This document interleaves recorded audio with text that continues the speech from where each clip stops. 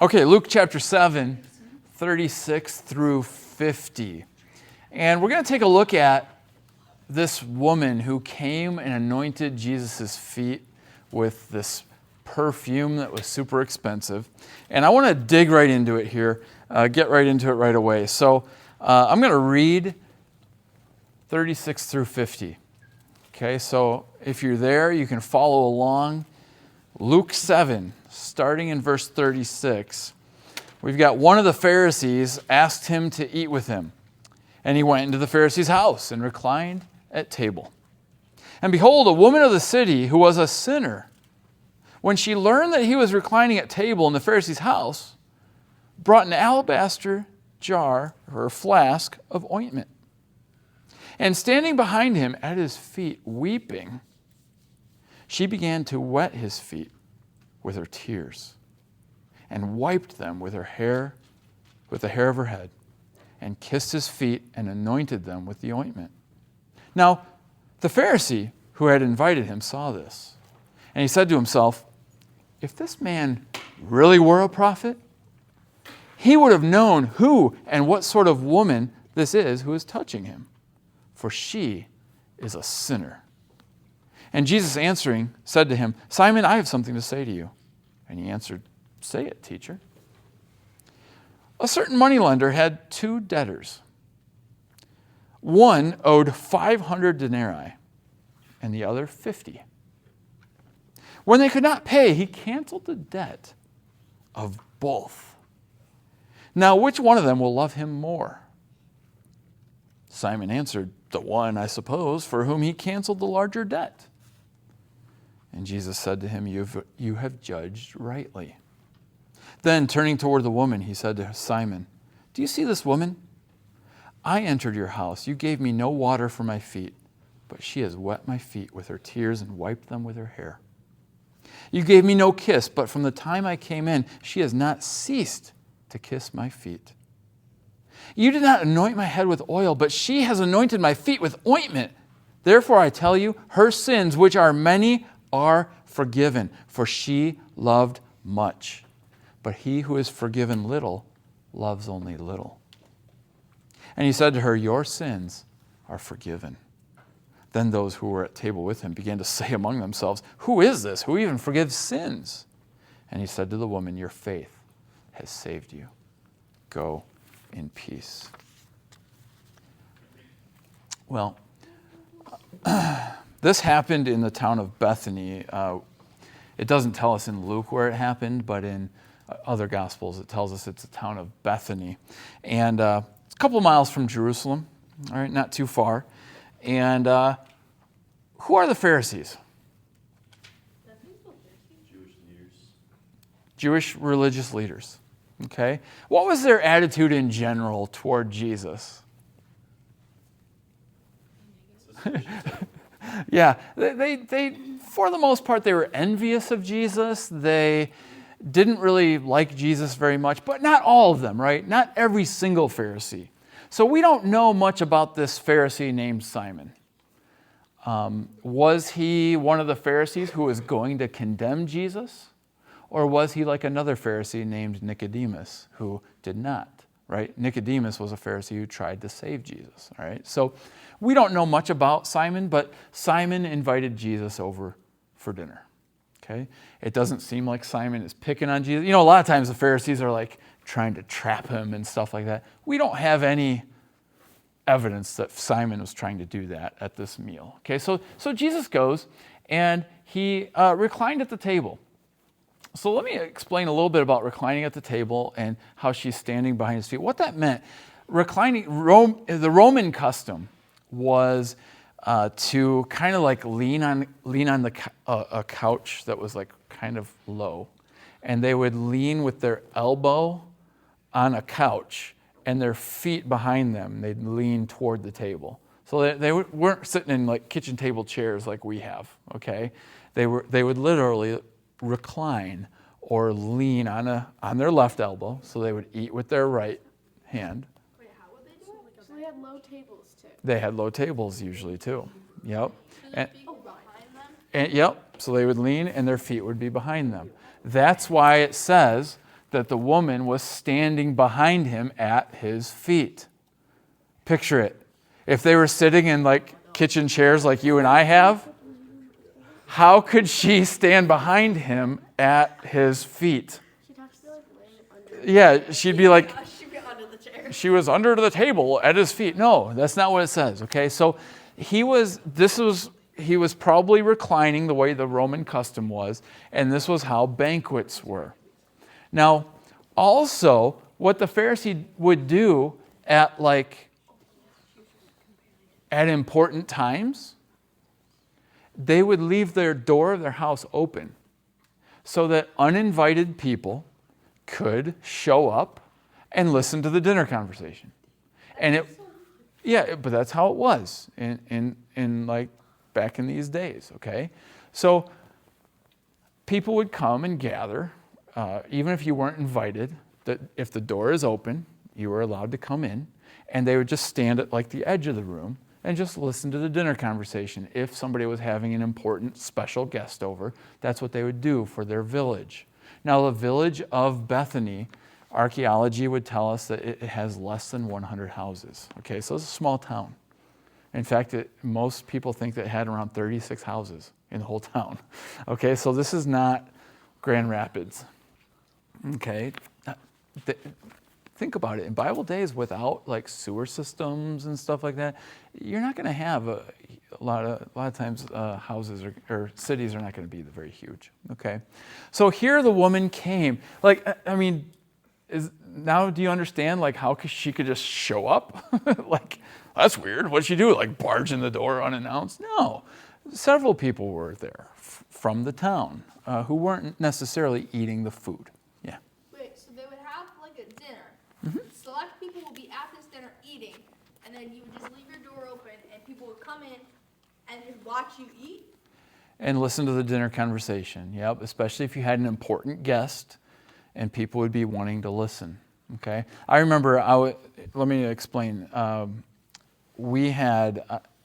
was with some friends, quite a few friends, in the Indianapolis area from a church, and I was visiting a church down there, and we went out on an afternoon, a couple hundred of us, and to this restaurant, and it was a restaurant that has like a banquet room, you know what I mean, that would be like reserved, and so we all sat in the banquet room, okay, and me and somebody else from this church, a pastor from the church, we were just sitting across from each other at one of the tables. There was probably like 10 tables that were super long. Each could hold 10 or 20 people, okay? And we were just talking, and by the end of the meal, I didn't even realize it was happening. By the end of the meal, 100 people were gathered around, standing around, and just listening to me and this guy talk because they wanted to hear what we were talking about. And we were talking about God and, and just different things about church and things like that. And so suddenly it was like, well, that's weird. Everybody's like standing around. But that's similar to what's going on. If Jesus is coming and he's kind of a famous teacher, it'd be very normal for them to just leave the door open and for people to be there. Okay? So she heard that Jesus was there. This word behold, that's like look. This is where the action starts. Okay? The first one, okay, yeah, Jesus got invited to dinner. Behold. Check it out. All right, that's basically what behold means. Look at this, pay attention, check this out. A woman came, all right, behold, a woman from the city who was a sinner. And the Pharisee knew she was a sinner, right? In fact, everybody seemed to know she was a sinner. All right. What does that mean? Aren't we all sinners? Okay, right. Aren't we all sinners? I mean, why single out this woman? That's not nice. Yeah. The Jewish laws or whatever, if you followed them versus not followed them. Okay, so she was not following some laws. Or she did public sins. Okay. Hiding them. Maybe public sins of some sort. She was maybe considered to be more of a sinner than the average person. Okay? Now, we don't know what exact sins that was, but later, right, when she started, weeping touching Jesus' feet, kissing his feet and stuff. What did Simon the Pharisee think about that? Like you. Like, why? She's a sinful woman. Why are you letting her touch you? Right? So that leads us to believe that what do you think she was probably doing? What kind of sins was she involved in? Something public, possibly prostitution, okay? Adultery. Possibly adultery, and probably not just adultery once, okay? So something that was pretty out in the open and continuous, okay? She was recognized as a sinner, like a special type of sinner, a bad sinner, all right? Everyone knew about her lifestyle. Think about that. Small town, you're singled out. I mean, there's only a lot of people, so it'd be pretty easy. Yeah. So, yeah. That's cool. Why do you think they would single out her, like if she was doing those sins that we were kind of talking about? Why do you think they just single out her instead of the people that are like watching it also to like that's giving her the job? You know what I mean? It's like, Right. Yeah. I'm just gonna do it if there's nobody like Right. So, right. that's paying her or doing like, you know what I mean? Mm-hmm. So why do you think that she was singled out instead of the people that were also there? That's a good question. Yeah. It kind of tends to be that culture, probably a culture thing, and probably maybe whoever was participating were more secretive about it. But yeah, we don't know. That's a really good question, though.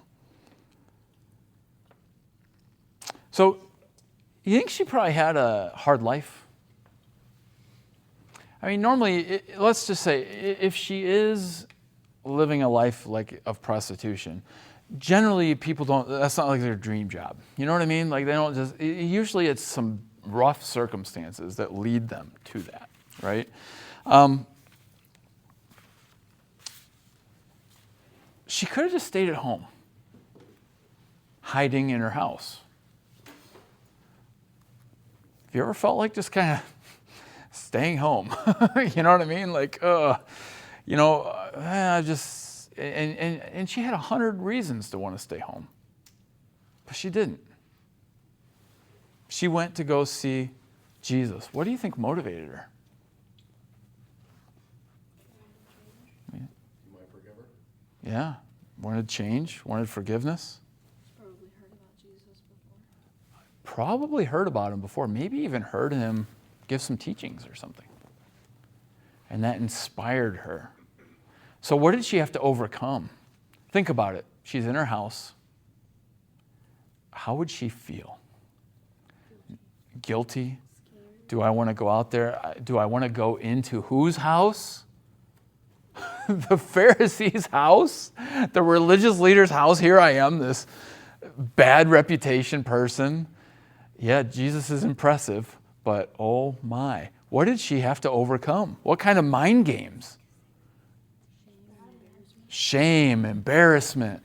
She kind of like had to face all the things she did. I recognize that she's not a good person. She needs Jesus. Yeah, exactly. And she had to care more about needing Jesus than what people thought of her. Right? So here's a lesson. Don't let what other people think of you keep you at home. You know what I mean? Man, I was gonna skip school tomorrow, but gotta go now. Right? Don't let what other people think.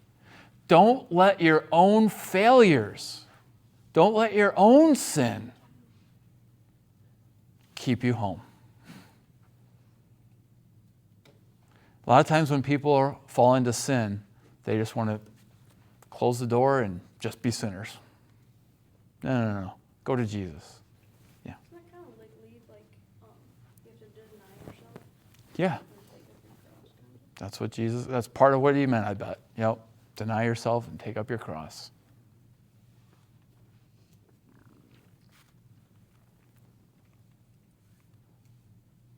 So, when the Pharisee who had invited him saw this, he said to himself, if this man were a prophet, right?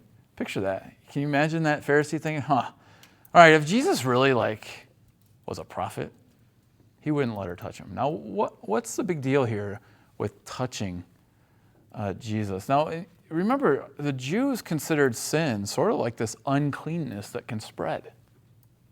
Okay? Like for example, if you touch a dead body, then you're unclean.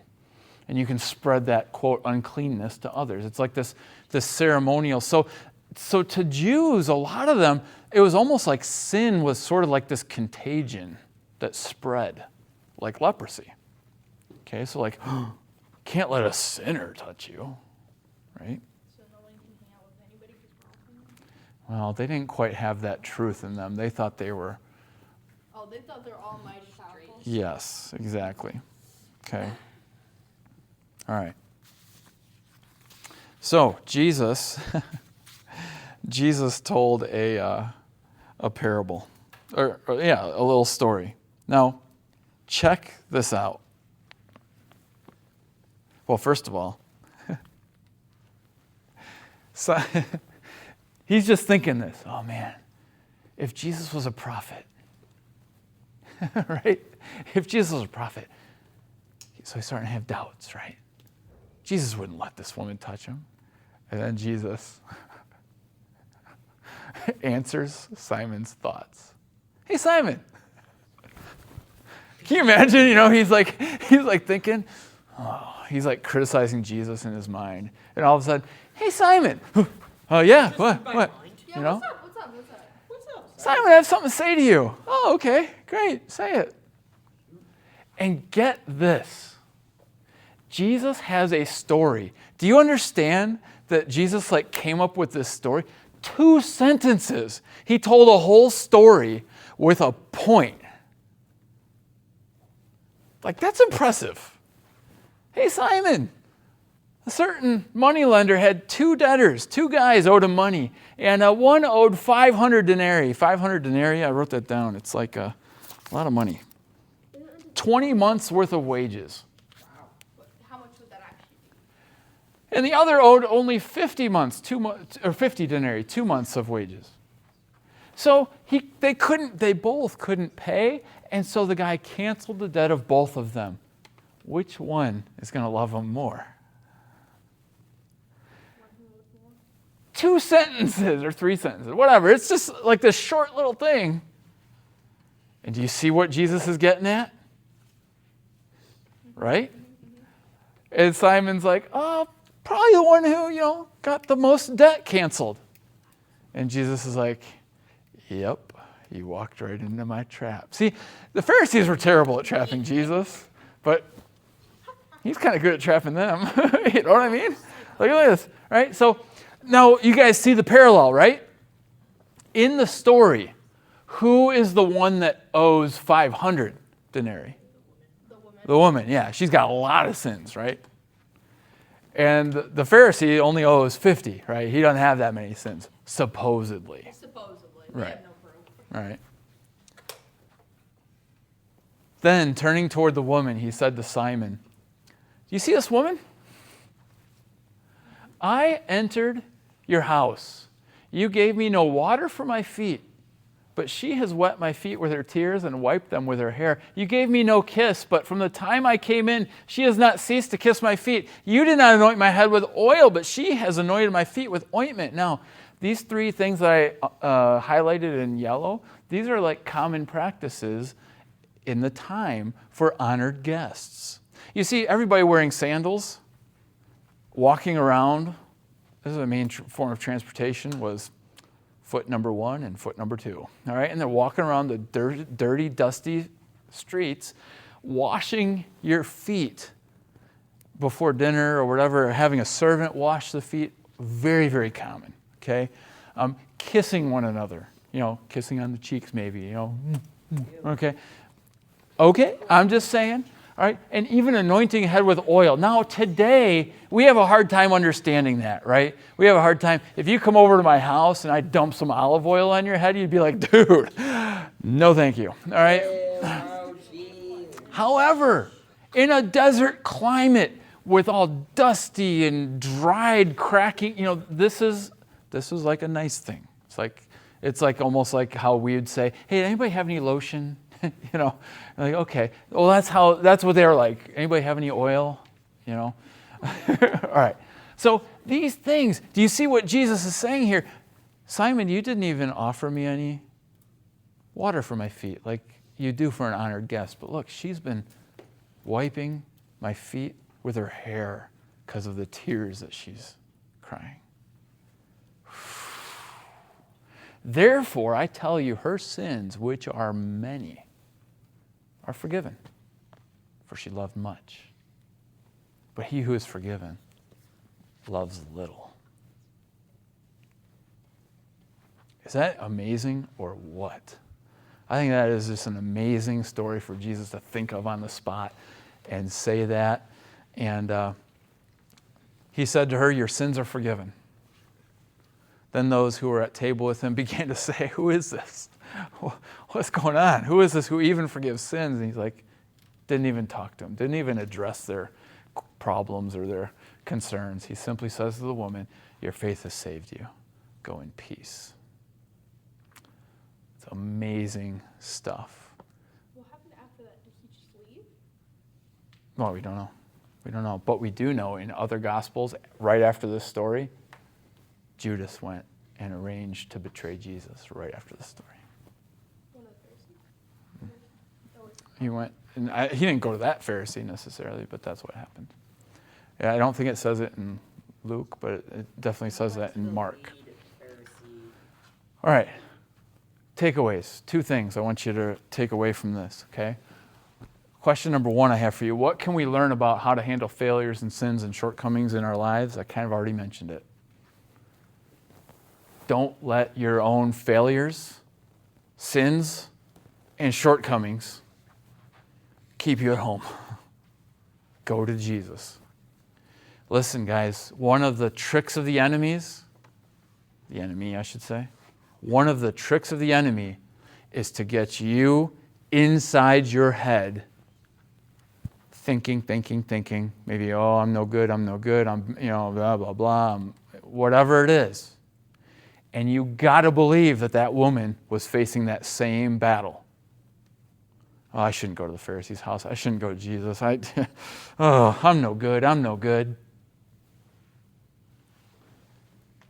And she could tell herself over and over again, right? Have you ever done that? Come on. We've all done that. In our head, we can come up with reason after reason after reason why we shouldn't do this, why we shouldn't do what we know we should do. And the woman had to overcome that. 2, if we've been forgiven, how should that affect our thoughts and actions about other people? What do you think? If you've been forgiven, how should that affect your thoughts and actions about other people? What do you think? Being more forgiving to others. Yeah, being more forgiving toward others. I mean, if you're going through like hardships and sinful times in our lives, we should know that other people are probably going through some hard times too, Yeah, and that we shouldn't be like, I'm forgiven of my sins. right. Don't brag about it. That's right. Yeah, exactly. This is kind of specific, but if somebody's struggling with a sin, instead of judging them, pray with them and help them find a solution. Good. Fabulous. That's great. Okay. What emotion, according to this story here, I don't even want to call it a story because it's like true story, according to this event, thank you. What emotion should forgiveness cause in us? Love. And grace. But love, right? Jesus said this woman's sins were forgiven because she loved much. Now, what that means is the love she's showing demonstrates that her sins are forgiven, right? All right, that's like an evidence. Okay, so same thing with us. Okay? Same thing with us. When our forgiveness ought to make us the most loving people ever. Make sense? All right, 2 takeaways. Don't let your own failures, shortcomings keep you in your head and just reasoning and wallowing in your misery and sin. Don't do that. Go to Jesus instead. 2, when you get your forgiveness, man, show that same grace, love to other people. All right? Lord God,